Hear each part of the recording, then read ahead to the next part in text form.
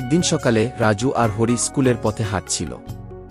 গা ঘেঁষে চলছিল গরুগুলো, রাস্তার ধারে কুঁড়েঘরগুলো তখনও নিস্তব্ধ।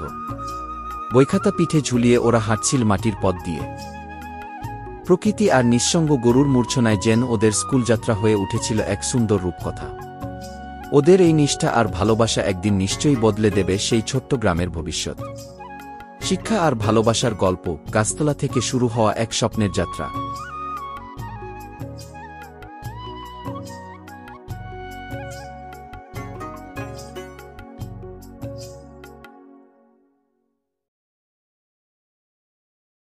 গল্পটা ভালো লাগলে অবশ্যই কমেন্টে জানিয়ে দেবেন, আর আমাদের চ্যানেলটা সাবস্ক্রাইব করতে ভুলবেন না।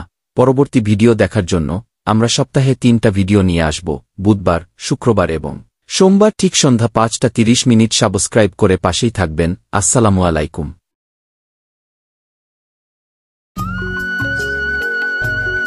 সাবস্ক্রাইব করো জেলি টোন, প্রেস করো বেল।